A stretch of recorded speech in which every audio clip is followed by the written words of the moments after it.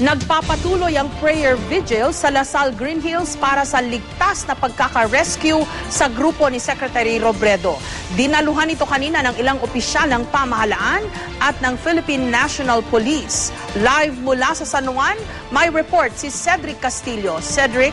Yes, Jessica, sa ikatlong gabi na patuloy na paghahanap para kay DILG Secretary Jesse Robredo ay nananati o patuloy pa rin daw na nananalangin para sa isang himala ang mga kasamahan niya sa trabaho.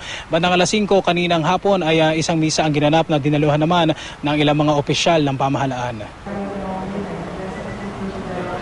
Sa loob ng National Shrine of the Divine Child sa Lasal Green Hills, punong-puno ng mataimtim na panalangin at hindi humuhupang pag-asa na matatagpo ang ligtas si DILG Secretary Jesse Robredo at mga kasama niya sa eroplanong bumagsak sa Masbate. Maliban sa mga kakilala at kasama sa trabaho, dumalo rin sa 5 p.m. Mass ang ilang miyembro ng gabinete gaya ni na Presidential Spokespersons Edwin Lacerda at Abigail Valte, MMDA Chairman Francis Tolentino, DepEd Secretary Armin Luistro at iba pa. Naroon din ang mga kapatid ni Pangulong Noynoy Aquino na sina Balsi at Viel, maging ilang miyembro ng Philippine National Police nakiisa sa pagdadasal sa kaligtasan ni Robredo. Ayon kay Lacerda, hindi raw napapanahon ngayon ang pagsisisihan. Nais daw ng Pangulo na maresolba muna ang nagpapatuloy na search and rescue operations para sa grupo ni Robredo. He's deeply concerned and he wants to know for certainty what the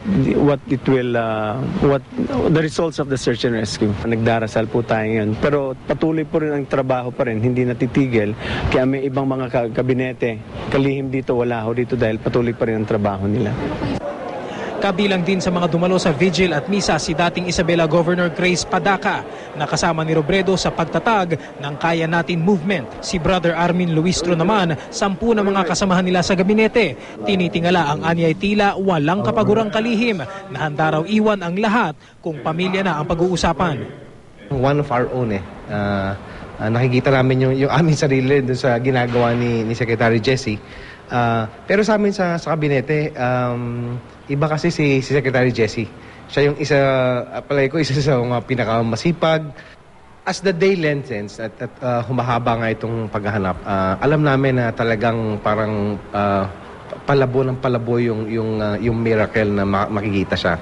Pero kagaya ng sinasabi sa amin ni Presidente, hindi tayo dapat sumuko hanggang hindi natin talaga nasisigurado. Magaan siyang ka-deal, no? So, he's not naman hindi naman siya yung nagka-crack ng joke, pero he's very magaan to deal with. You know. That's also a blessing in disguise that it's a holiday, so everyone can really concentrate on the rescue operation.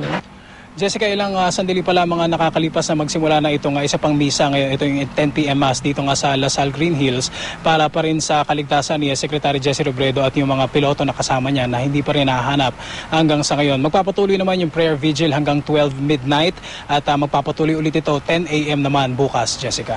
Maraming salamat, Cedric Castillo.